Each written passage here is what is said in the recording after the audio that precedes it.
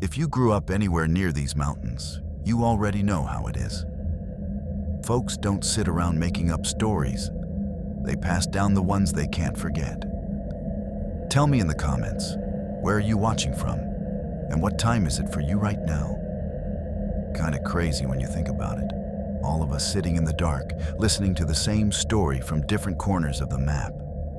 Go ahead and hit like and subscribe so more people can find their way into these woods, even if they probably shouldn't. All right, here we go. I was 11 when it happened. Summers in the Blue Ridge Mountains had a strange way of stretching time until it felt like the sun refused to move. Mornings melted into afternoons, afternoons slipped into dusky evenings, and the air hung thick with the smell of pine and rain-soaked earth. For a kid like me, those ridges weren't just scenery. They were the edge of everything I knew, the borders of my little world. That summer, I was staying with my great-aunt Clara in her weathered house halfway up the slope of Briar Ridge. It wasn't much. 2 small bedrooms, a porch that leaned a little too far to one side, and a tin roof that sang its own lonely tune whenever the rain came down. The air inside always smelled like old cedar, instant coffee, and that faint must of age that clings to places untouched by time. A screen door hung crooked on its hinges, slapping shut no matter how softly you tried to let it go. She lived so far from the main road that even echoes got lost before they made it back. That wasn't scary to me back then. It felt like freedom. No cars, no noise, just the whisper of trees and the sound of cicadas droning endlessly until it felt like the whole world was alive and listening. My cousins, Drew and Connor, were there that summer too. They were both 13, twin brothers who could turn anything into a competition. If they could have made breathing a contest, they would have. And me, I followed them everywhere, desperate to prove I could keep up. Aunt Clara warned us that morning not to go near the upper ridge, not to follow the trails that disappeared into the dark woods beyond her garden fence. "Ain't nothing up there but old spirits and bad luck," she said, waving us off with her apron like we were stray dogs. "Y'all stay close." But bad luck was the exact thing we were always chasing. Drew's grin, sharp and daring, lit up his freckled face when he spotted that overgrown trail behind the chicken coop, the one half swallowed by weeds and silence. "Bet you two won't make it to the top," he said, already pushing through the ferns before anyone could argue. We didn't think twice. That's what kids do. We just went. By midday, the air hung heavy with heat. Sweat clung to our backs, soaking our shirts, and our shoes slipped on the damp leaves carpeting the narrow trail. We'd crossed 2 ridges by then, or maybe more. Time stopped making sense. The path faded to nothing, swallowed by thick underbrush, but Connor swore he saw tracks ahead. "Coyote, maybe," he guessed, though his voice didn't sound too sure. "Could be an old hunter's trail. Maybe leads to one of those abandoned mining shacks." That word, mine, sparked something wild in us. Treasure, mystery, adventure. We didn't stop to think about snakes or the steep cliffs or what Aunt Clara would do when she found us gone. We just pushed deeper into the green, the woods around us closing in like they were swallowing light itself. That was when I noticed it, the quiet. Not the normal hush of nature, but a hollow kind of stillness, like the forest had drawn in a breath and forgotten to let it go. Even the air felt thick, pressed down on us until my ears rang. Connor was the first to say it aloud. "You hear that?" he whispered. I listened. Nothing. No birds, no buzzing, not even the sigh of wind in the leaves. Just silence so heavy it made my stomach twist. Drew laughed, though it came out thin. "You two sound like babies. Probably just means a storm's coming." Then he pointed down the slope, where the ground dropped into a darker stretch of trees. Race you to the bottom. Loser drinks creek water, hands tied. Stupid, right? But we never backed down from a dare. We tore off through the trees, sliding on dead leaves, grabbing at branches, half running, half falling. I remember the rush, wild and reckless, right up until the ground disappeared. I didn't see the drop until my feet were already gone. Not a cliff, but steep enough to send me tumbling hard. I hit the dirt chest first, air knocked from my lungs, stars bursting in my vision. Drew hit a few feet away, cursing, spitting soil.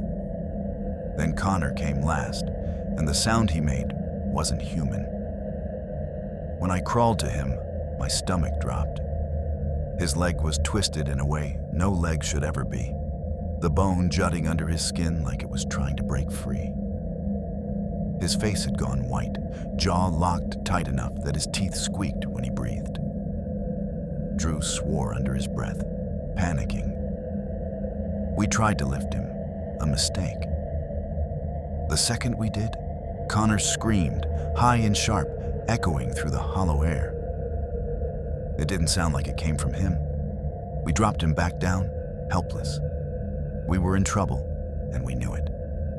The trail was gone. No phone signal. No one knew where we were. Going back uphill was impossible. Too steep, too slick. We whispered, afraid that speaking too loud might wake something hiding in the trees. Eventually, Drew said we'd have to go downhill. Has to be a road somewhere, maybe a house. Dragging Connor was a nightmare. His breaths came short and ragged, sometimes catching like he couldn't pull in enough air. Sweat slicked my back and my arms felt like lead. Hours passed, or maybe just minutes. It was impossible to tell. The forest grew darker, thicker, the light above fading into a dim green blur. Then I saw it. Bones. At first, I thought they were branches, bleached by sun. But as we got closer, I realized they were small, curled into a pile under a log. Deer, Drew said quickly, too quickly. We stepped around it. Then there were more, bigger this time, longer, scattered like something had dragged them apart. And then a skull, round eye sockets staring up from a bed of leaves. I wanted to run. But then, through the trees, a faint orange glow flickered. Light. Firelight. Hope. We didn't even speak. We just pulled Connor toward it, his broken leg leaving a dark trail in the dirt. The cabin stood crooked at the base of a rocky rise, boards warped, chimney leaning like it wanted to snap in half. Smoke coiled from the pipe, curling into the branches above. Relief flooded me so hard I nearly cried. I banged on the door, calling for help. My voice cracked, echoing weird in that still air. From inside came a crash, something heavy falling, and then a woman's scream. Sharp, cut short. "Let's go," Drew hissed, grabbing my arm. But before we could move, the door creaked open. A man stood there. Tall, thin as bone, face carved with deep lines that didn't seem to match up right. His eyes didn't blink normally. Behind him, two black-mouthed hounds strained against their leashes, trembling with that awful kind of hunger you can feel more than see. Then the man smiled, slow and wrong, and the dogs lunged. They hit us before I could react. One clamped down on Connor's arm, shaking until his body thudded against the ground. Drew swung a branch, shouting, but the second dog took him down, teeth sinking deep into his leg. I didn't think, I just ran. Branches whipped my face, tearing my skin. My lungs burned. I dove behind a fallen log, burying my face in the dirt, biting my hand to keep from screaming. Then came the lantern. Its glow bobbed through the trees, steady, slow. The man's voice followed, smooth and sing-song, like he was coaxing something wild. "Don't hide from me, boy." I held my breath until spots danced behind my eyes. When the lantern drifted past, I crept back toward the cabin, every sound too loud in my ears. The door still hung open. I slipped inside. The smell hit first, rot and sweetness tangled together, thick enough to taste. There was an old rotary phone on the counter, yellowed and cracked. My fingers shook so bad I could barely turn the dial. When the operator answered, I begged. I don't even remember what I said, just the word help over and over, until I slammed the receiver down, terrified that his voice would slide in through the line. A ladder leaned against the far wall, leading up to the attic. I climbed without thinking, hands trembling, heart hammering. The air up there was thick and hot, buzzing with flies. In the far corner, under the rafters, something sat slumped. A woman, or what was left of one. Skin gray, lips torn, face ruined beyond anything human. Her eyes were open, watching nothing. Then came the creak of the door below, heavy boots on the stairs, slow, deliberate. You think you're clever? The voice was quieter now, closer. I crawled behind an old trunk, pressing my face into my sleeve to muffle my breathing. There was only one small window, half buried under dust and cobwebs. I shoved it open, scraping my knuckles raw. As I wriggled through, the attic door burst wide. He saw me, roared. I hit the roof hard, scrambling across the shingles slick with frost. His arm shot out the yaw, window, fingers brushing my boot. I kicked once, twice, until he slipped, his scream tearing through the night. Then, the sound, like the world itself ripping apart. Helicopter blades, white lights split the trees. A rope dropped through the air like a silver snake. I didn't hesitate. I grabbed it, skin tearing against the braid, and climbed. Glass shattered below me. He was still screaming. His lantern swung wildly, then fell. A spark snuffed out by the dark. They found me the next morning, half conscious, shaking. It took them 2 days to find him. 2 long, endless days. They said he'd been living up there for years, maybe decades, hiding in the mountains, taking people who wandered too far. They didn't even tell Aunt Clara everything they found in that cabin. I overheard one of the deputies whisper that there were other bones, dozens, buried under the floorboards. I don't go near the Blue Ridge anymore.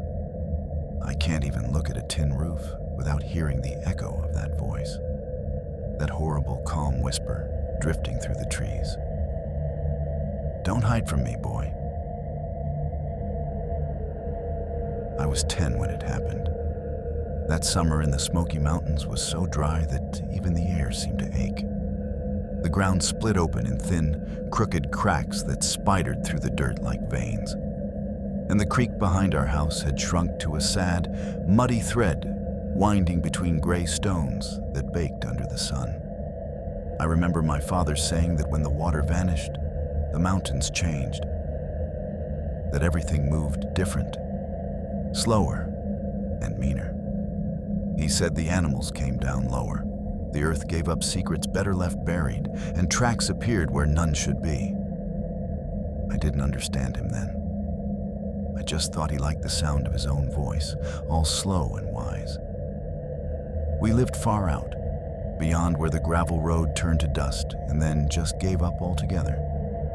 No mailboxes, no bikes, no chatter of neighbors. Our nearest house was almost 4 miles down the valley. And even then, neighbor just meant someone you nodded to once every couple of years at the feed store. Out there, people liked to be alone. Most days I wandered. The woods were my playground, my fortress, my whole world. I'd climb ridges until my legs screamed, stack stones into towers that never stayed up, and follow deer trails until I forgot which way home was. My mother hated it. She said I'd break my neck or get lost and no one would find me until the vultures did.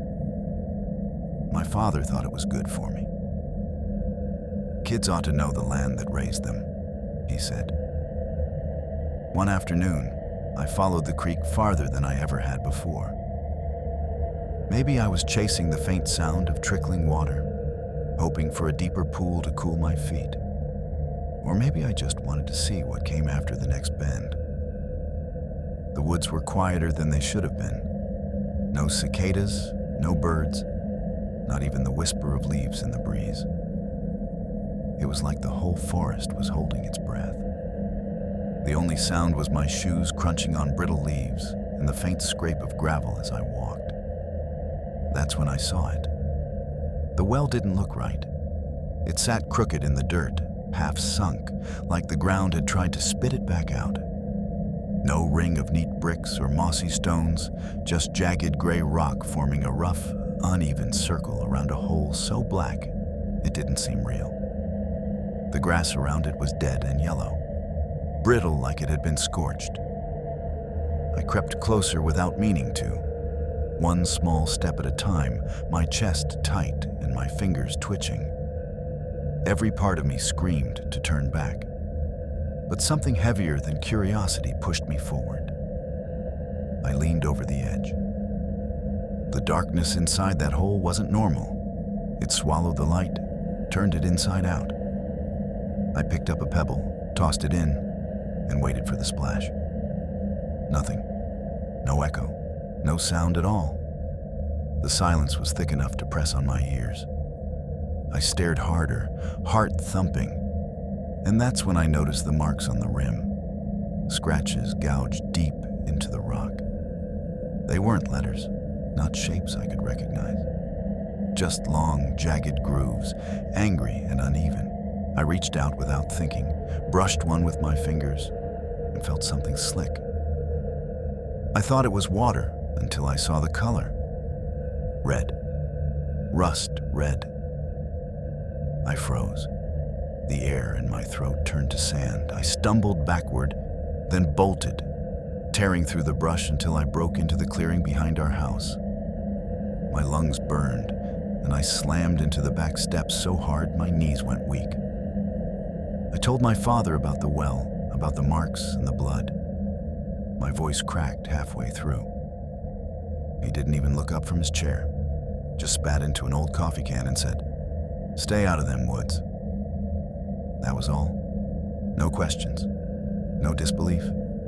Just those words, heavy and final. That night, I couldn't sleep. The sound of the dry wind scraping against the window kept me awake. I lay staring at the ceiling, thinking about that strange, soft patch of earth near the well, like something had been dug up and never put back right. I told myself I'd stay close to home the next day. I even meant it. But curiosity doesn't care about promises. By noon, I was back on the creek bed, walking like something invisible had hooked its fingers into me and was dragging me forward. When I reached the clearing again, the air felt heavier. The silence was different now, not empty, but waiting. The shadows seemed thicker. I almost turned around. Almost. Then I saw what hadn't been there before. A rope, thick and frayed, hung down into the well, its end tied in a knot. Dangling from that knot was a shoe. Small, mud-caked, Velcro straps barely holding together. I knew that shoe. It belonged to Tyler Briggs, the kid from Carter Hollow. He'd gone missing 3 weeks before. They found his bike in a ditch by the old road, but no one ever found him. I'd seen him once at a church fair, quiet, shy, always picking at his nails. My whole body went cold. I couldn't move, couldn't breathe. The rope swayed slightly, like something far below had brushed against it. That tiny motion snapped me loose. I ran, crashing through branches, heart pounding loud enough to drown out everything else. I didn't stop until the trees broke open and our house came into view. And then I froze. The rope was there, strung between two trees like a clothesline. The same frayed rope I'd seen hanging into that black pit. And from it hung that same shoe still dripping dark water. Each drop hit the ground with a soft pat that echoed in the hollow air. I stumbled backward, tripping over my own feet, shaking so hard my teeth clacked. I wanted to scream for my father, but no sound came out. That night, I sat on the porch steps, knees pulled tight to my chest, staring into the tree line. My skin prickled with the kind of fear that doesn't fade, the kind that stays in your bones. My father came out once and asked what was wrong. I almost told him. Almost. But then I heard it. A splash. Faint, like a pebble dropping into water. Then another. Then a slow, dragging sound. Rope sliding against stone. It came from the woods. I didn't wait. I bolted inside, slammed every lock, shoved a chair against the door, and sat awake till dawn, eyes fixed on the window.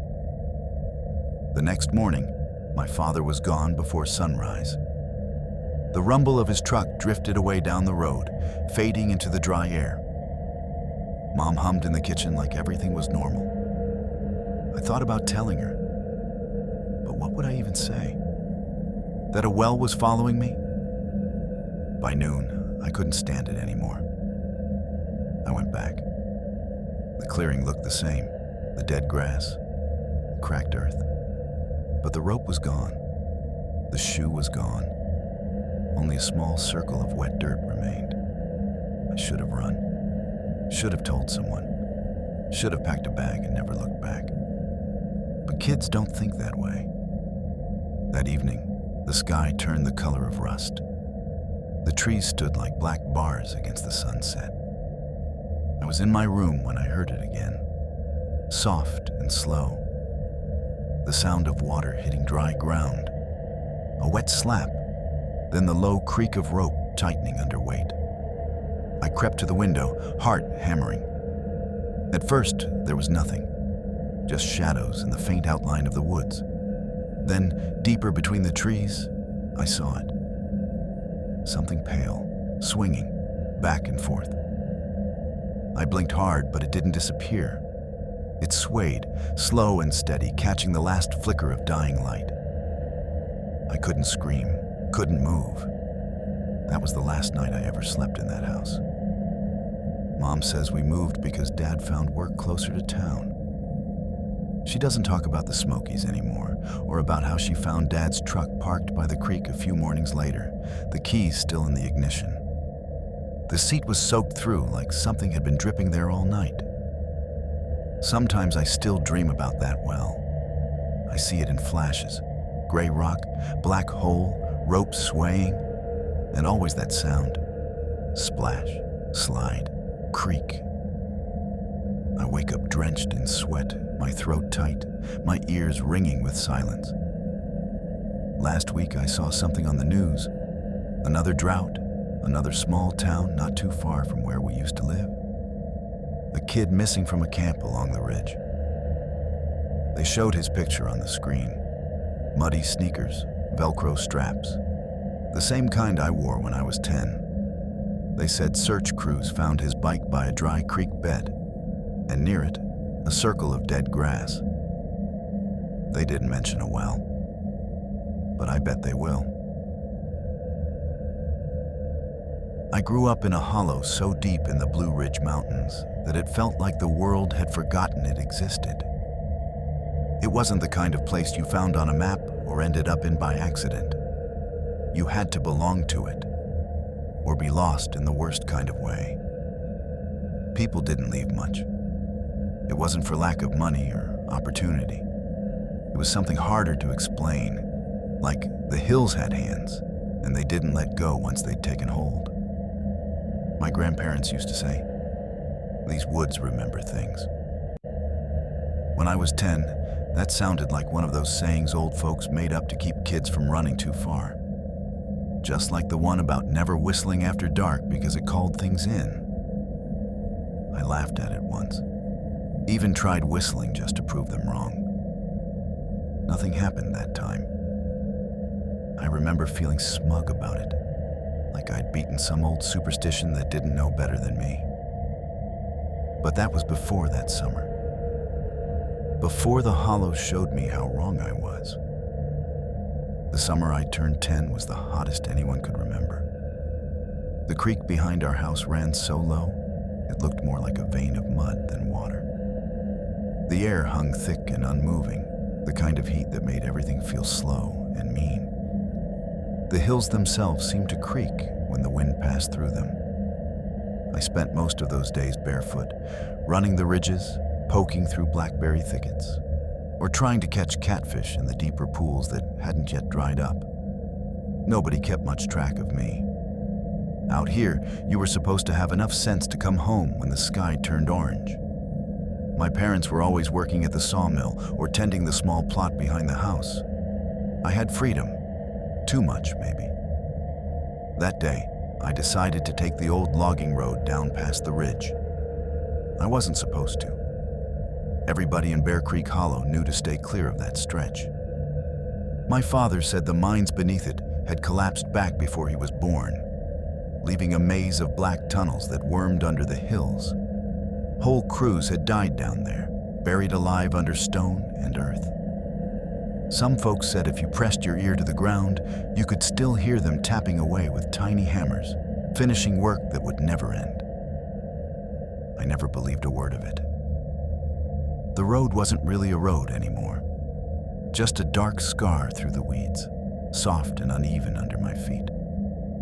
My toes sank in the silt, leaving perfect prints that filled slowly with black dust. The deeper I went, the quieter it got.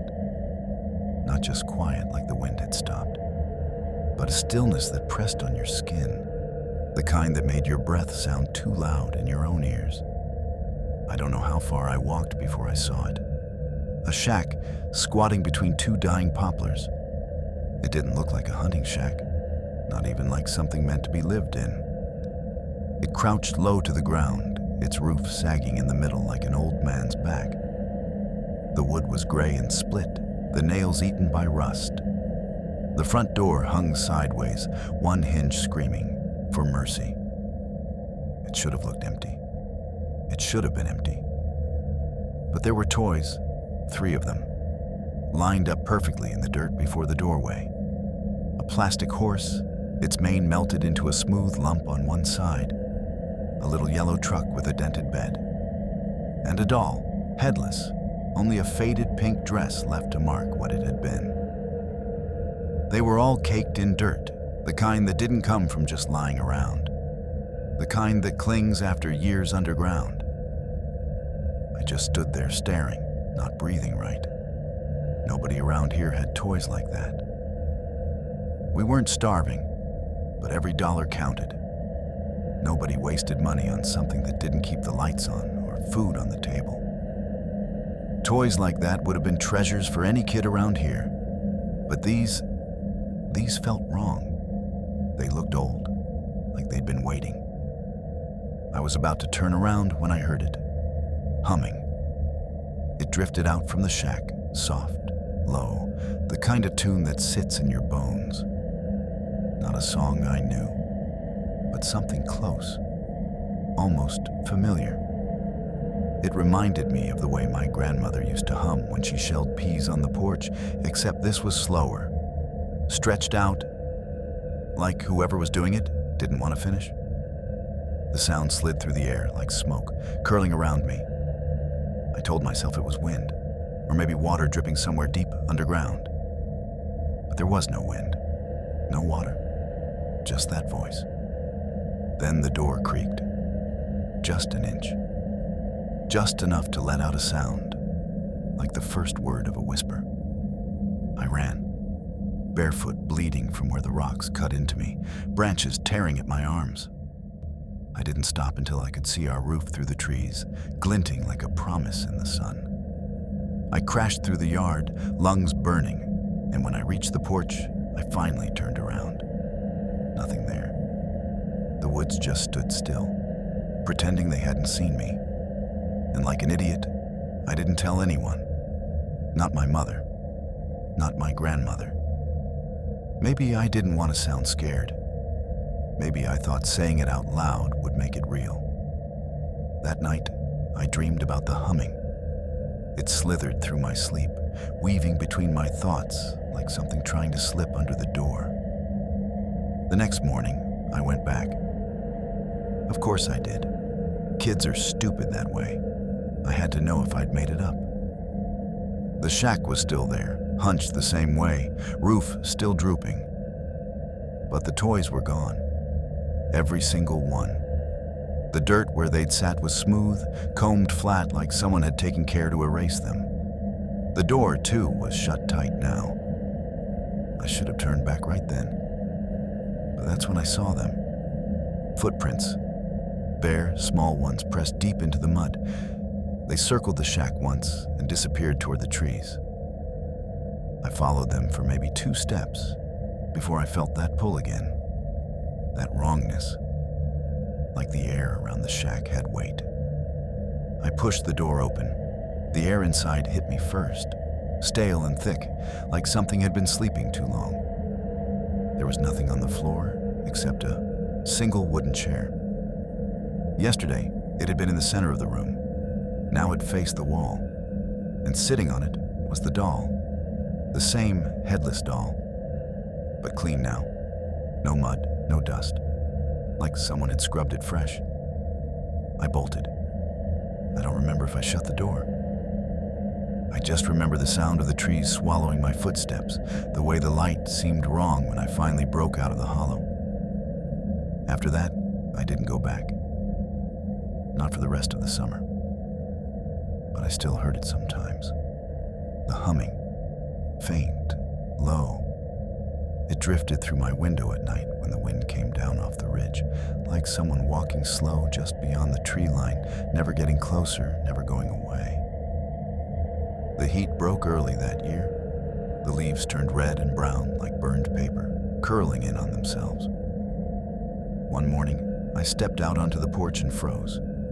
Sitting on the railing was the little yellow truck. Same dent in the bed, same scrape along its side. Clean as new. I didn't think. I grabbed a feed sack, shoved it inside, tied the top tight, and hauled it down to the creek. The water was low, but still enough to drag. I threw the bag in as hard as I could. It hit with a heavy splash, bobbed once, then sank. I waited until the ripples vanished before turning back. That night, I woke up to a sound on the porch. A single thump. Heavy, like something being set down carefully. I didn't want to look. Every part of me screamed not to. But I did anyway. I opened the door just a crack, just enough to see. There it was. The truck, sitting exactly where it had been that morning, dry as bone. Not a speck of mud. I shut the door and locked it. After that, I stopped going outside after dark. I stopped wandering the woods. I stopped whistling. Years later, long after I left Bear Creek Hollow, I went back once.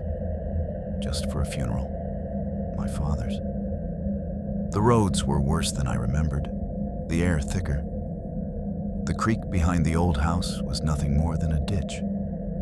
I told myself I'd go see that shack again, just to prove to myself it was still there. Still just a pile of old wood and memory. But when I hiked down the old road, it was gone. No boards, no roof, no footprint of where it had stood. Only 3 things sat in the dirt where it used to be. A plastic horse with a melted mane, a headless doll in a clean pink dress, and a yellow truck with a dented bed. And from somewhere deep beneath the ground, faint and slow, came that same humming. It was still waiting. I was 12 when it happened. And even now, years later, there isn't a single day that goes by when it doesn't crawl back into my thoughts, uninvited. We lived deep in a hollow carved into the slopes of the Blue Ridge Mountains, the kind of place where the sunlight slipped away early and the dark came creeping before supper was done. If you weren't home by dusk, You were running blind through the shadows. The houses down there clung to the ridges like they were afraid to let go, leaning hard, always one good rain away from sliding into the valley below. The mountains loomed close and heavy, pressing in on everything. Sound didn't travel right. You could shout, but your voice wouldn't make it past the trees. It just folded back on itself and died somewhere halfway across the ridge.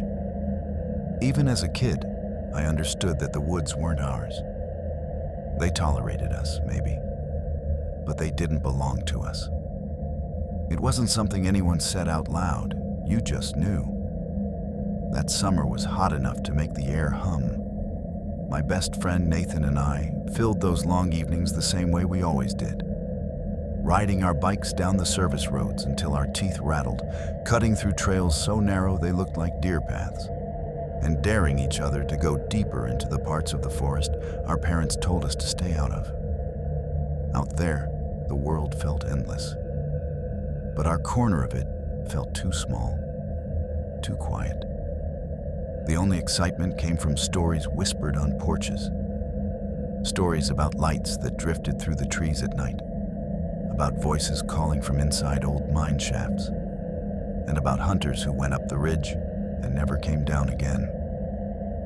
Everyone had a story, and every story had an uncle or neighbor who swore on their grave it was true. I never believed any of it. Not then. Kids don't believe until they're forced to. It was one of those thick, airless nights when Nathan rolled up to my yard, that fox grin plastered across his face. The grin that always meant trouble. "You ever seen the Candler place?" he asked, resting on his handlebars, pretending to sound casual. I froze. Everybody in the hollow knew the Candler house. It sat up on a ridge just past the old quarry, half buried in kudzu and rot. My mom had warned me about it a dozen times, how it used to belong to a coal foreman who went mad after the mines caved in, how no one had lived there since, how kids who went exploring came back quiet, or not at all. "You're joking," I said, but Nathan's grin only widened. "What? You scared?" "No," I lied. The word came out dry, scraping my throat like grit. "Then let's go," he said. "Sun's already down, perfect time." Nathan had a way of talking that made anything sound like an adventure you couldn't miss. And if you said no, he'd never let you live it down. I didn't want to be the coward he'd laugh about all summer. So I grabbed my bike and followed him. That was the dumbest thing I've ever done. Thus, ride up the ridge felt longer than it should have. The higher we went, the closer the trees seemed to lean, swallowing what little light was left. Gravel spat out from our tires and skittered down the slope. My stomach sank somewhere around the last bend. The air felt wrong, thicker somehow, stale. When we finally broke into the clearing, I slammed my brakes so hard the back tire fishtailed, and I just stood there, staring. The Candler house slouched at the edge of the clearing like it was ashamed to be seen.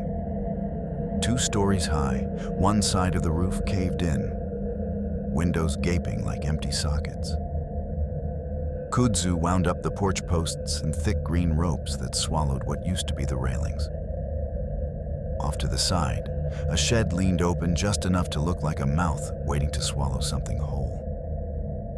We dumped the bikes in the weeds without a word. That's when I felt it. The wrongness. Not fear exactly, but a kind of pressure. A stillness so complete, it made the world feel hollow. There were no crickets, no cicadas, no wind through the trees. Just the sound of my own breathing. When my shoe snapped a twig, the crack echoed across the clearing like a rifle shot. I felt it in my teeth. "Let's go," Nathan whispered. But his voice sounded like it didn't belong to him anymore, stretched thin. I was about to tell him I changed my mind when it came. A metallic bang from somewhere deep in the woods. Sharp, hollow like a sheet of steel taking a hammer strike. It rolled across the ridge and died slow. "You heard that, right?" I said, my voice small. Nathan didn't answer. He was already stepping onto the porch, the boards groaning under his sneakers like they were warning him off. I followed, because what else was I supposed to do? The smell hit me halfway across the porch, rot mixed with something harsh, chemical like bleach on dead things. My stomach flipped. Nathan flicked on his flashlight. I did the same, but my hands were shaking so bad the beam bounced everywhere. The inside was worse. Dust hung in the air thick enough to choke on. Wallpaper peeled in long, curling strips. Furniture sat slumped and defeated, half-eaten by mold. To the left, a kitchen. To the right, what had once been a living room. Straight ahead, a hallway sagged into black. But what made my skin crawl were the stairs.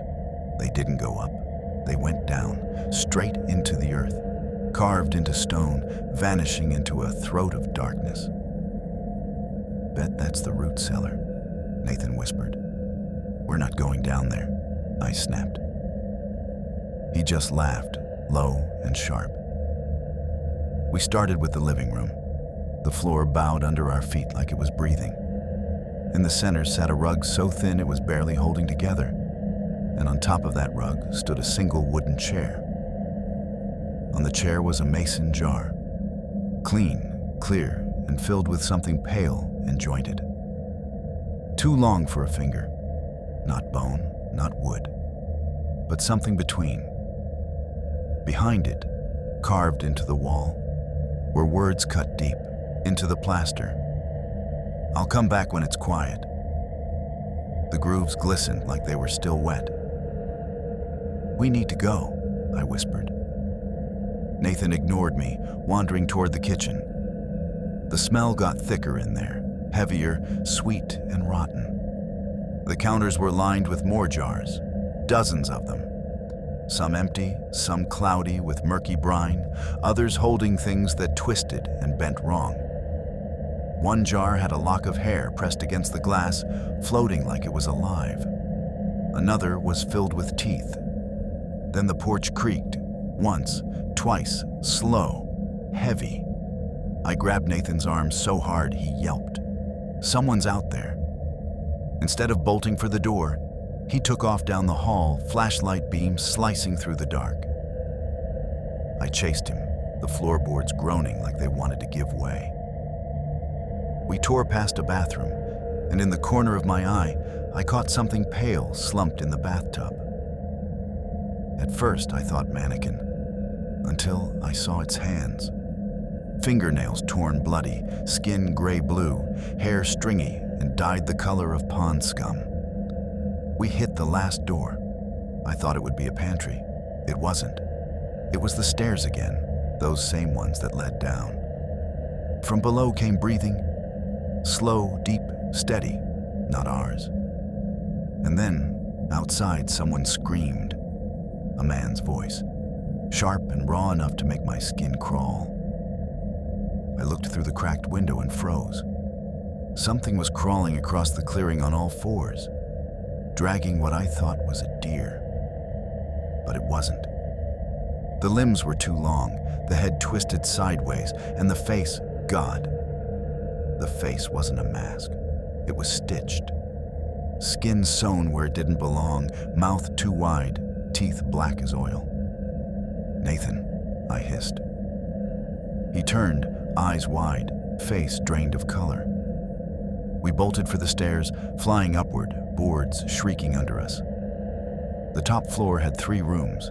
We ducked into the first, slammed the door, and killed our lights. The house went quiet. Then it started breathing. Slow, groaning breaths, wood stretching and settling like lungs filling with air. My heart hammered against my ribs. And then, through the wall, came a voice, low, wet, smiling. Little ones, don't hide in my house." The doorknob trembled, turned. I didn't think. I hit the window's shoulder first. Glass exploded around me, slicing deep, but I didn't stop. I tumbled into the weeds, rolled hard, hit dirt, and ran. My legs weren't legs anymore, just ropes jerking under panic. Behind me, Nathan crashed through the window, landed in a heap, and kept running. We didn't stop for the bikes. We didn't stop until the service road opened and my porch light burned like salvation. I told my parents we just lost track of time racing. They believed me, because kids lie all the time. Nathan never talked about that night again. We stayed friends for a while, but something in him changed. He got quiet, skittish. 2 years later, his family moved away, and I didn't see him again. Sometimes, when I drive that way now, I take the turn that leads toward the old ridge, just to see, but the clearing's gone. The path's overgrown. There's no sign of the Candler house anymore. Only the trees standing too still watching.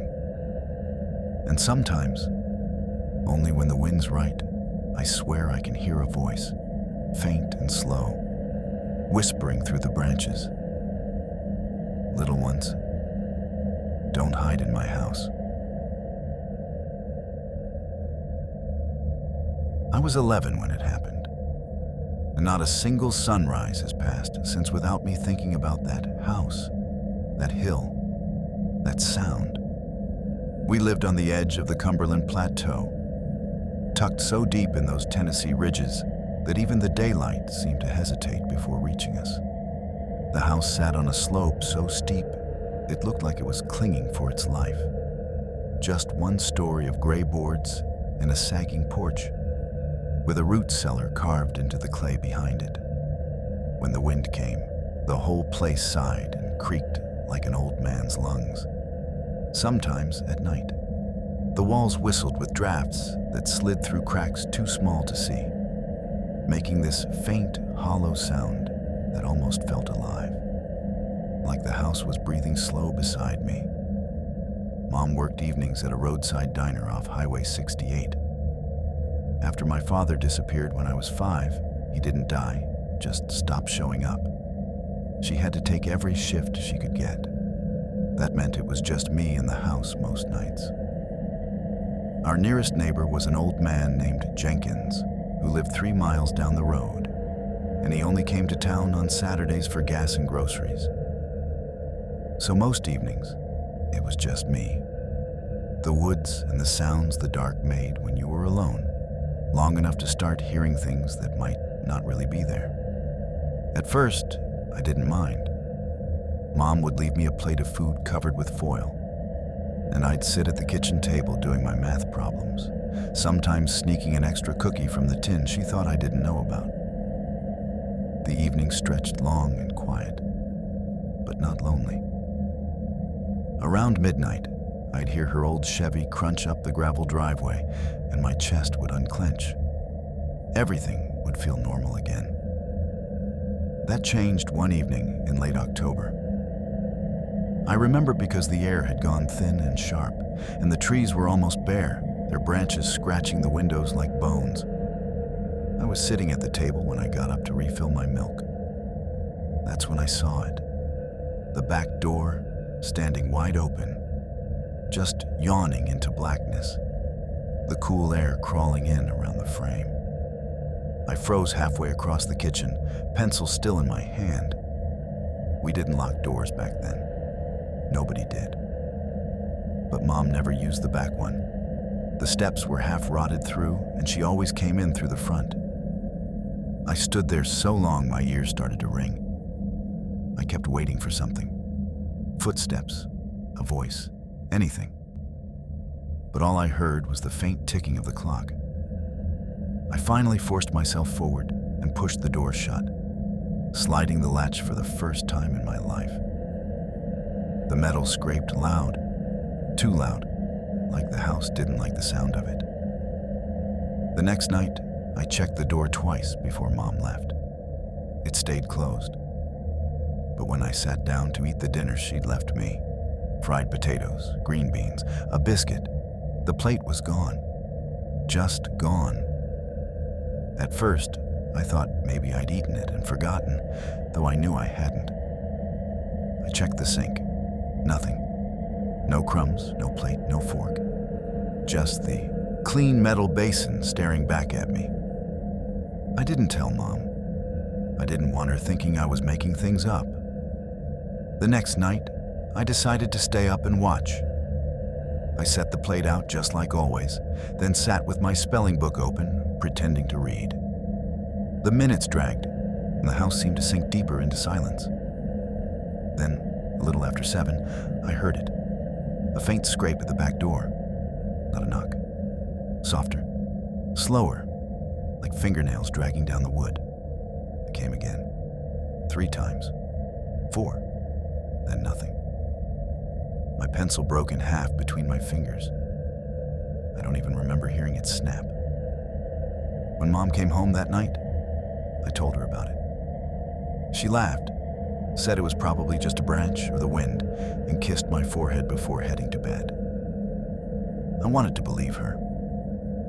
I really did. But the next night, the scraping came again. And the one after that. Sometimes at the door, sometimes along the siding, sliding from one wall to the next, like something pacing the house, circling it, learning it. By the 4th night, I couldn't take it anymore. I grabbed Dad's old flashlight from the hall and waited. As soon as I heard that slow, dragging noise again, I jumped up and flung the door open. The porch was empty. The yard glowed silver in the moonlight, every blade of grass still. No wind, no movement. And there wasn't a single tree close enough to touch the siding. I stood there until my heart slowed, trying to convince myself it really had just been the wind. Then I turned back toward the kitchen and froze. The plate was gone again. After that, I started hiding the food. I'd stick the plate in the oven, under the sink, even inside the old bread box. And for a few nights, it worked. The scraping stopped. The quiet came back. Until it didn't. One afternoon, I came home from school and stopped dead in the doorway. There were 2 plates on the table. One was ours, white ceramic with a crack through the middle. The other wasn't. It was thick green glass, chipped around the rim, slick with something dark. And sitting in the middle of it was a chunk of raw meat, dark red, glistening, marbled with pale fat. It looked freshly cut. I didn't touch it. I backed away, slow as I could, until I reached the phone. When I lifted it, there was no dial tone, just dead air. That's when the sound started. The scraping, louder now, heavier. It tore around the house, circling it fast, like claws dragging across the boards, faster and faster until I thought the walls would split. I couldn't breathe. I grabbed the flashlight and ran to my room, shoving the dresser against the door. I sat on the floor, knees to my chest, the flashlight beam trembling over the walls. The sound stopped right outside my window. And then it was quiet. When Mom got home, the green plate was gone. No grease ring, no stain, nothing. She said I was scaring myself, imagining things. I wanted to believe her. But the next morning, I found my boots sitting in the hallway outside my room. They'd been by the front door the night before. Now they were caked with wet mud, thick and dark, even though it hadn't rained for days. The laces were tied together in a knot so tight, I had to cut it loose with a knife. That night, I didn't eat. I shoved the dinner plate into the oven, locked every door and window, and sat on the couch with the flashlight in my lap. Around 8, the roof started to creak. Footsteps, slow, dragging steps from one end of the house to the other, then back again. I lay in bed, holding my breath until my chest ached, counting the steps. Each one made the ceiling groan. Then, after a long pause, the sound stopped above the fireplace. In the morning, I found the chimney hatch hanging open. A perfect ring of soot dusted the hearth below it, like something had climbed down and gone back up again. I begged Mom to let me come to the diner with her. She said no. It wasn't a place for kids, not with her boss watching. I didn't argue. I just nodded and kept quiet. I didn't tell her what I'd found under my bed when I woke up that morning. Another green plate. This one smeared with grease, streaked with something darker, brownish red, like blood thinned with water. That night, I packed a backpack, flashlight, water bottle, kitchen knife, extra socks. When the sun dipped behind the ridge, I opened my bedroom window and climbed out barefoot. The air was cold, sharp enough to sting my lungs. I didn't look back.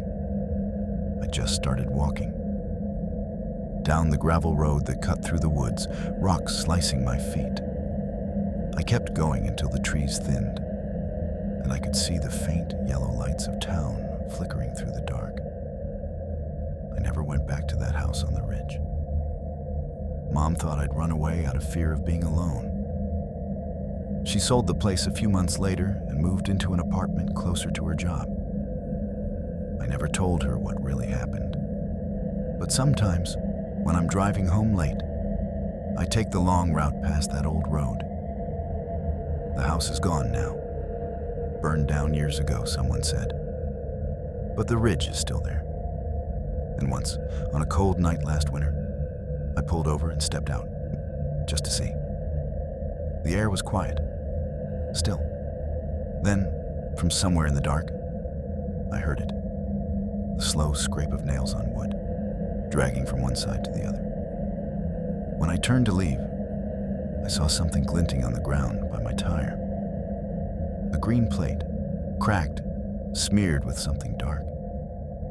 And when I bent to look closer, I swear I could still smell it, the rot, the grease, and the faint, cold breath of something that never stopped circling that house. We lived so far out in the mountains that folks in town used to joke about needing a map, a mule, and a prayer just to find us. They called our place the Gulch. Though really, it was just a pocket of land carved deep into the Black Mountains where the sun never seemed to hang around for long. Once it dropped behind the ridges, the shadows swallowed everything whole. The road to our house was a thin strip of gravel that twisted like a snake through the trees. No lights, no signs, just miles of dark woods and dirt. Dad loved it that way. Said it was honest living. He'd brag that you could fire a rifle off the porch and the only thing that would hear it was the wind. To me, it didn't feel peaceful. It felt like the world had forgotten us on purpose. Like if something happened out there, it would just stay buried under the trees forever. The house wasn't much to look at. One story, white paint peeling like sunburned skin, shutters hanging off their hinges. The porch sagged in the middle so bad that every time you stepped on it, the boards moaned. It was cluttered with everything Dad swore he'd fix but never did. Broken chairs, buckets, bits of rusted tools, piles of split firewood stacked haphazardly. Behind the house, the ground shot up steep into the ridges, dense with pine and hickory. If you kept going past the tree line, you'd find an old logging trail, just a scar of dirt winding off into the hills.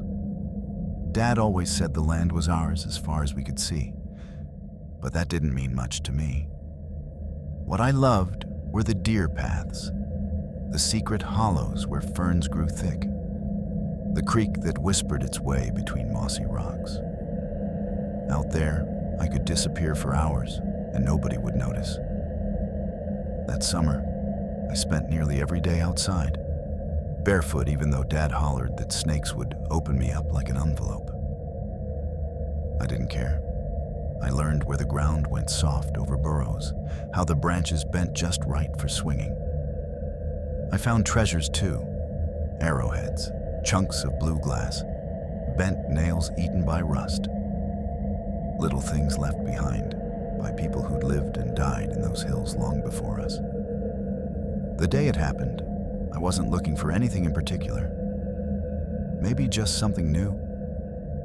The creek that cut through our land wasn't big, just a thin stream trickling over stone. But it was mine. I followed it that afternoon farther than I ever had before, hopping from rock to rock, ducking under branches that clawed at my hair. The air smelled like damp earth and pine sap. When the sun cut through the trees, it shattered across the water in shards of light. That's when I saw it. It was wedged between two stones, half buried in mud. At first, I thought it was an old bottle, maybe one of those green ones I like to collect. But when I crouched down, I saw the face. A doll. Porcelain, though most of the shine had faded to a sickly yellow. Its dress, what was left of it, was the color of old teeth, stiff and fraying. The henna, or hair, clung in wet clumps, matted and missing in patches, like something had chewed through it. And the eyes, those awful, glassy eyes, were cloudy, each one veined with cracks that looked like spider webs stretching inward. One arm hung by loose threads, twisted at an angle that made my stomach knot. Something about that spot felt wrong. Not scary exactly, but off, like I'd stepped somewhere I wasn't supposed to be. The air around me felt heavy, like the woods were holding their breath. I didn't touch it. I just turned and ran, bare feet slapping the dirt, lungs burning, heart hammering so hard I thought it might crack a rib. When I burst out of the trees and saw our roof through the clearing, I didn't stop running until I hit the porch. That night, I lay in bed staring at the ceiling, tracing the cracks in the plaster, trying not to think about it. But every time I blinked, that face floated behind my eyelids. The dull eyes, the broken arm, the stiff grin painted across its face. And one thought kept gnawing at me. Someone left it there. Someone had put that doll in the creek on purpose. By morning, I was angry at myself for being scared of something so stupid. I was 10, not a baby. So I decided to go back, just to prove it was nothing. The walk felt longer this time, the air thicker. When I reached the creek, I almost didn't recognize the spot. The doll was gone. The rocks were bare, the mud smooth and untouched. The water hadn't been high enough to wash it away. It hadn't rained, but it was gone. I told myself maybe a raccoon had dragged it off, or maybe it had sunk deeper into the silt. But deep down, I didn't believe that. Dolls don't just disappear. I didn't tell Dad or Mom. What could I say? Hey, I found a creepy old toy and now it's vanished. Dad would have laughed and said I was letting my imagination run wild. By the third day, I'd almost managed to forget about it until I saw it again. It was propped against the front door when I came in from fetching water, sitting there like someone had placed it gently in waiting. Same dull dress, same cracked eyes. The head was tilted slightly to the side, like it was listening for me. I froze on the steps, my breath catching in my throat. Dad came out behind me, wiping grease off his hands. What the hell's that? I found it, I muttered, my voice barely a whisper. He frowned, picked it up by the broken arm, and sneered. Don't be bringing junk into the house. I didn't, I said. But he was already walking off toward the trees. He swung his arm back and hurled it deep into the brush. I heard branches snap and silence. That should have been the end. That night, I woke to a faint sound. At first, I thought it was rain, but the pattern was wrong. Too steady. 3 taps. I sat up, the room dimly lit by moonlight. The tapping came again, slow, precise. It was coming from the window. I turned my head, and my stomach dropped. The doll's face was pressed to the glass. The cracked eyes stared straight through me, and the mouth, oh God, the mouth was wider than before. The porcelain had split along the cheeks like it had tried to smile too hard. I didn't scream. I couldn't. My throat locked. I stumbled out of bed and ran down the hall, bare feet slapping the floor. I tried to yell for my parents, but the sound came out as a choked gasp. Dad's voice thundered from his room, followed by the heavy creak of the floorboards. He grabbed the shotgun from the rack by the door and stormed outside, shouting curses into the dark. I clung to Mom's nightgown, shaking so hard my teeth clattered. When Dad came back, he was holding the doll by the neck. "Ain't funny," he growled, glaring at me. "Don't lie to me." "I didn't," I said, my voice cracking. He just looked at me for a long moment, then walked out to the fire pit. I followed from the doorway as he struck a match and tossed it into the pit. The dress went up fast, curling and blackening. The porcelain hissed and popped, little sharp cracks splitting through the night air. The smell of burning paint and dust clung to everything. When it was over, there was nothing left but ash and glowing shards. That night, I slept with my lamp on. When I woke up, sunlight spilled across my blanket like nothing had happened. For a moment, I almost believed it had all been a dream. Then I saw it, sitting at the foot of my bed, whole again. The dress was spotless, the face unbroken, smooth and white like polished bone. And this time, the mouth wasn't painted in a small red smile. It stretched wide, too wide, revealing tiny porcelain teeth that glimmered in the morning light. I don't remember leaving the house. I just remember the slam of the screen door, the cold dirt under my feet, and the blur of trees whipping past as I ran.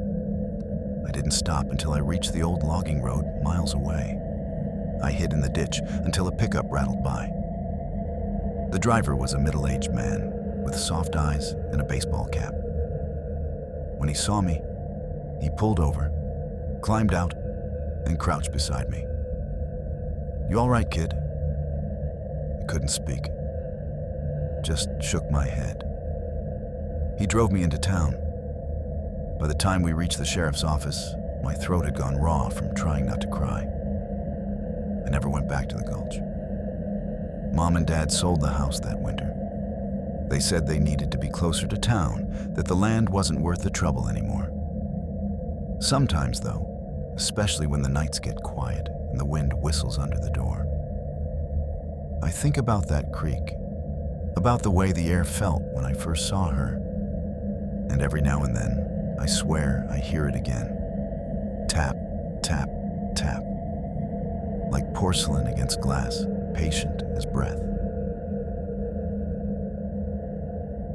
We lived so far back in the Blue Ridge Mountains that folks in town used to joke about needing a compass and a week's worth of supplies just to find us. They called our place the Fold, and it fit. A narrow dip in the earth, tucked so deep between the ridges that the sun didn't reach us until half the morning was gone. By the time the light spilled over the trees, most of the day already felt spent. People out there weren't the visiting type. You waved when you passed someone on the old dirt road, maybe nodded if you stopped at the gas station 20 miles down the mountain. And that was neighborly enough.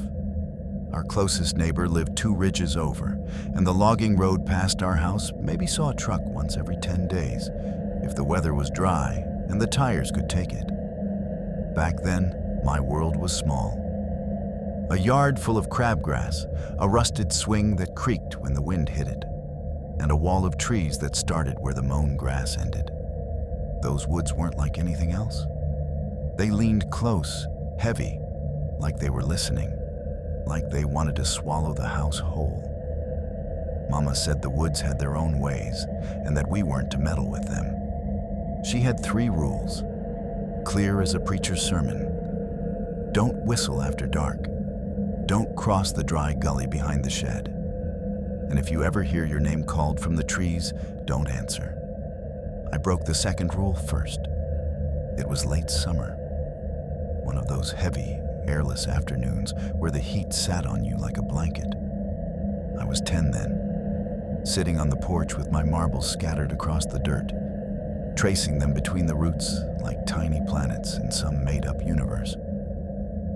My favorite one was a deep blue, clear as water in sunlight, the kind you could lose yourself in just staring. Mama didn't buy me toys often, so I guarded that marble like it was treasure. I was flicking it through the dust when my hand slipped, and the marble shot down the steps, catching the light as it rolled away. I didn't even think. I jumped up and chased it. The marble bounced across the yard, over the weeds, right toward the dry gully. We called it a creek, but that was being generous, just a pale strip of stones, baked white from weeks without rain. I saw the marble come to rest between two rocks and knelt down to grab it. But then I saw something else. Footprints. Not boot marks, not paws, bare feet. Deep ones, like the ground had been soft when they were made and had hardened since. There were a lot of them, tangled together, overlapping. Some were about the size of my own feet. Others were long, narrow, stretched so thin they barely looked human. The strangest part, they pointed uphill, away from the gully. But the scuffs in the dirt, the way the soil was disturbed, told a different story. Whoever made those tracks had been walking backward.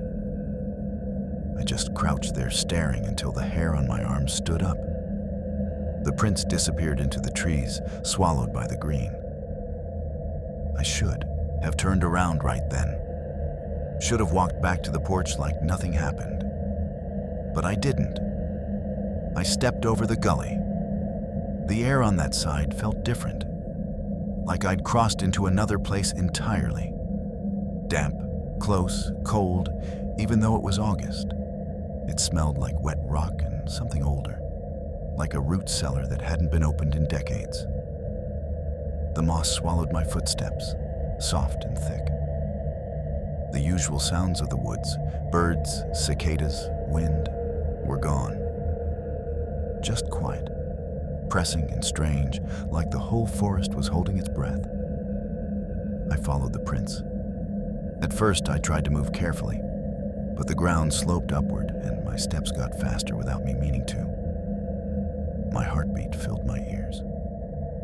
The light grew dimmer the deeper I went, and I couldn't shake the feeling that something was watching, just out of sight.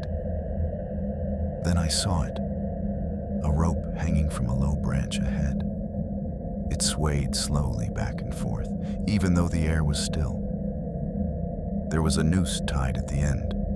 My knees locked. The marble in my pocket felt like a weight dragging me down. I couldn't hear anything except my pulse pounding in my head. Then I felt it. A whisper of air against my ear. Warm, close, too close. Not words exactly, but the shape of breath, like someone leaning in to speak. I spun around so fast I nearly fell. Nothing there. Just the same empty woods. Still and silent. When I turned back, something stood on the path beyond the rope. At first I thought it was a scarecrow. It was tall, too tall, and thin in a way that didn't make sense. Its arms hung low, fingers long enough to brush its knees. The skin looked stretched, pale and damp, so tight I could see the ribs pushing against it. And its face. It didn't have one. Just a smooth, blank sheet where a face should be, like wet clay before you shape it. I couldn't move, couldn't even breathe.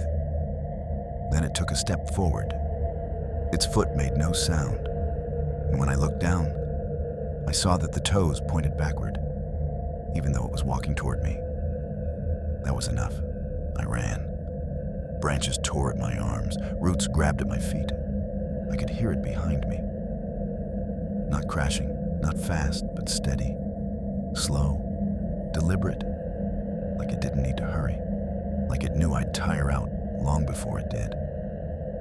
I hit the gully so hard my knees buckled. my marble shot from my pocket and rolled right into one of those backward footprints, like it belonged there. I scrambled to my feet and didn't stop running until I saw the clearing ahead. Mama was standing on the porch. The light was on, and her face was white as the moon. When she saw me, she ran down the steps, grabbed my arm so hard it hurt. "Did you cross that gully?" she asked, her voice breaking. I nodded, still shaking. Her face went pale, and her mouth pressed into a line. "Don't you ever," she started, but stopped herself. Then she yanked me inside, slammed the door, and locked every bolt. She slid the chain, dragged a chair under the knob, and pulled the curtains shut so fast the rod rattled. I'd never seen her scared before. That night, I lay in bed staring at the ceiling. Every creak of the house made my stomach twist. I told myself it was just my imagination, that I hadn't really seen anything. But deep down, I knew better. The woods on the other side of that gully didn't feel like the same woods I'd grown up in. Something was living there. Something that didn't walk right, didn't move right, didn't belong. The next morning, Mama didn't say a word about it. She made breakfast like usual, but her eyes never met mine. After a while, she said she was heading into town for supplies. She left before noon and didn't come back until the sun was gone. That night, I dreamed about the noose swaying above the creek. When I woke up, I thought I heard something outside, a soft scrape, like feet dragging through gravel. The next day, Mama made me swear I'd stay out of the woods. She even nailed a plank across the back steps so I couldn't go past the yard. I promised I wouldn't. I meant it too. But that evening, I heard it. My name. It came from the trees. Soft, almost sing-song, like the way Mama used to call me in for dinner. "Caleb," it said. My real name, clear as anything. I froze. I knew the rule. If you ever hear your name called from the woods, don't answer. But the voice sounded just like her.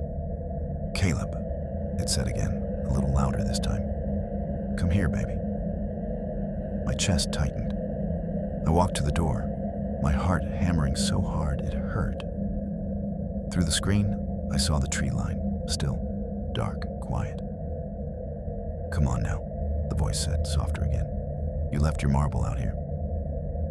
Every part of me screamed not to go, but my feet moved anyway. I stepped out onto the porch. The boards groaned under my weight. "Caleb," it whispered again, closer now, the sound curling around my name like a smile. That's when Mama's hand shot out and grabbed my arm. She yanked me back so hard I hit the floor. The screen door slammed shut with a bang. Her face was pale and wild, eyes wide as if she'd been waiting for that exact moment. "Don't you ever answer," she hissed. She stayed up all night, sitting by the window, shotgun in her lap, staring out toward the trees. The next morning, there were prints in the dirt just beyond the porch steps, barefoot, deep, and pointed backward. We moved out of the fold that winter. Mama never told me why, and I never asked. But I still dream about that gully sometimes. In the dreams, the footprints are fresh, and something standing just across the dry stones, waiting.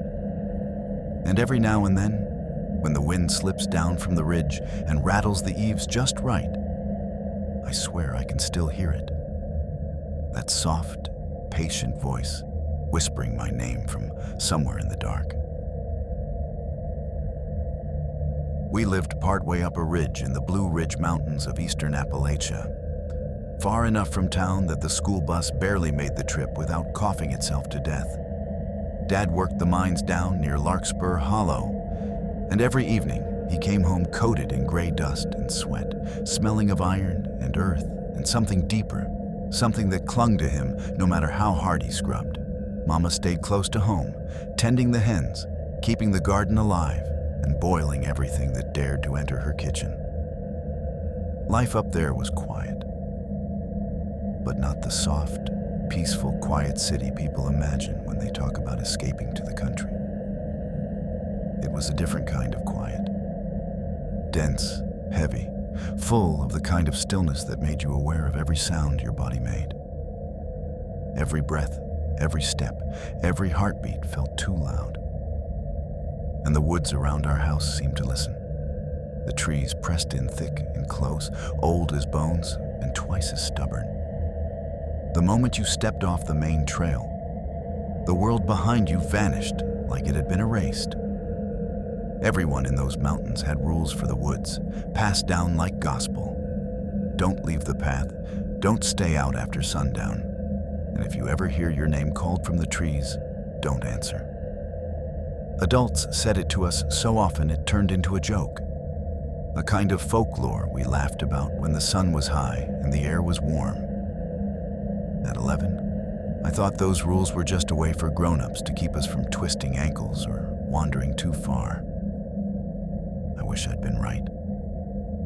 It was mid-July, one of those thick, buzzing days where the air felt syrupy and the sun burned straight through your shirt. I was out hunting arrowheads behind our property, same as I did every summer. I must have been half a mile back, down near where the fence post leaned like a broken tooth, when I spotted something new.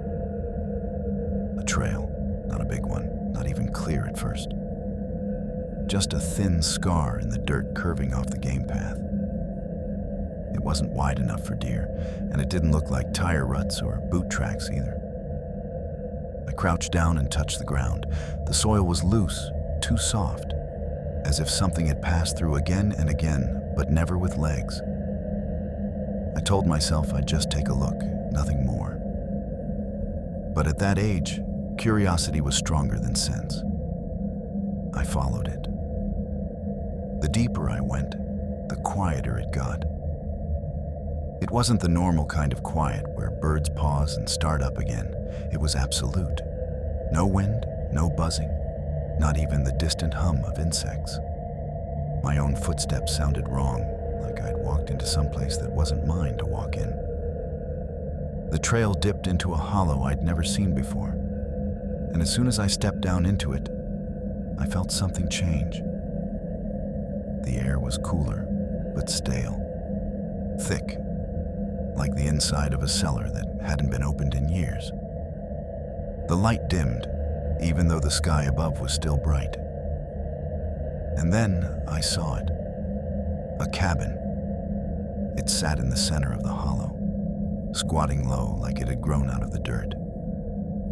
The wood was gray and warped, boards bowed inward like ribs. The roof sagged in the middle, covered in moss so dark it looked wet. It didn't look abandoned so much as wrong, like the woods had tried to spit it out and failed. But it was the door that froze me in place. It wasn't wood, it was iron. Rust streaked down from the edges, and the handle was twisted into the shape of a hook. I told myself it was just old, some miner's storehouse, or maybe a moonshiner's hideout. But that didn't feel right either. My gut twisted. I should have turned around, should have gone home. But I didn't. I stepped closer.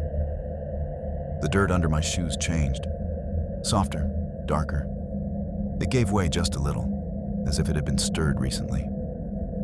I glanced down and saw the ground was covered in shallow ovals, not footprints, not exactly.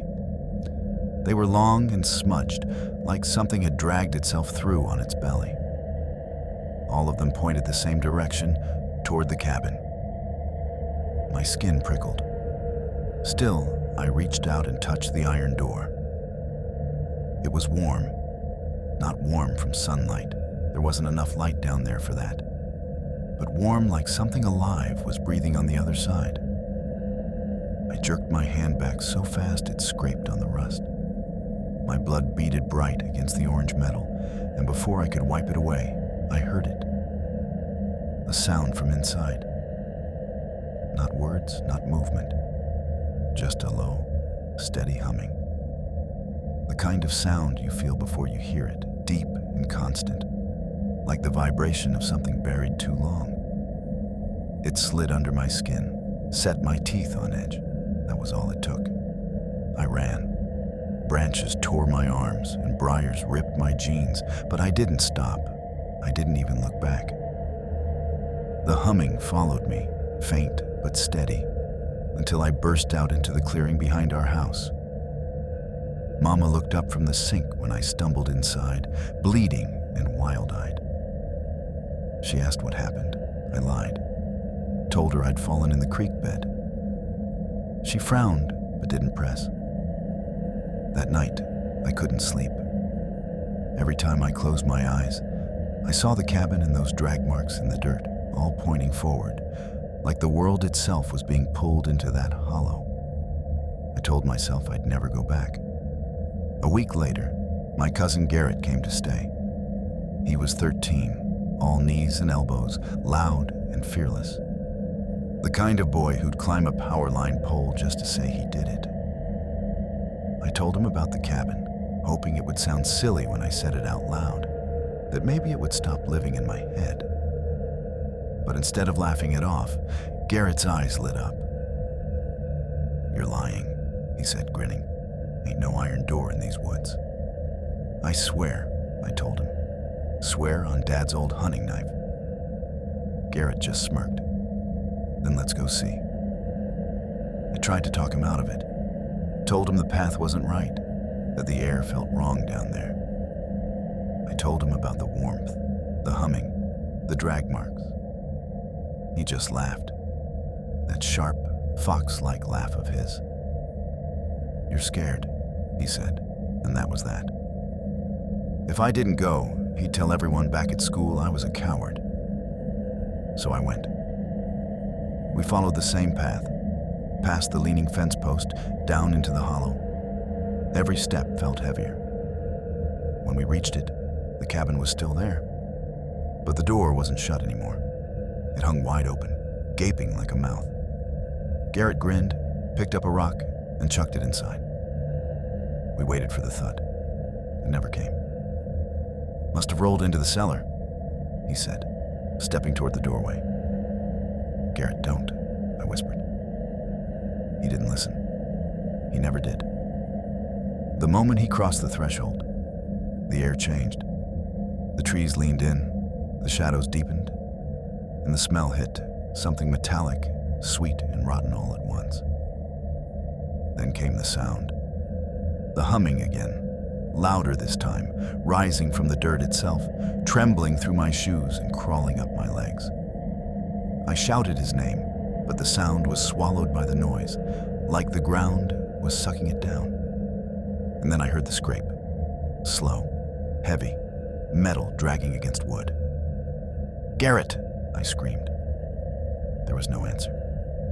Just the sound of something shifting inside, followed by a single scream, so raw it didn't sound human. I ran.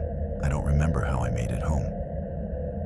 1 minute, I was in the clearing. The next, I was crashing through the kitchen door, hitting the floor, gasping so hard my chest hurt. Mama dropped the dish she was holding, water splashing everywhere. I couldn't speak, couldn't explain. I just cried. They never found him. The sheriff and half the county combed those woods for a week. Dogs, men, flashlights, everything. They found the hollow, but no cabin. Not even the foundation. Just trees and dirt and one strange thing, Garrett's sneakers, sitting side by side in the middle of the trail. When they brought them back, Mama held me and whispered that sometimes the mountains take what they want. I didn't understand then, not really. But now, all these years later, I do. Sometimes at night, when the wind blows down from the ridge, I swear I can hear it again. That low, steady hum threading through the trees.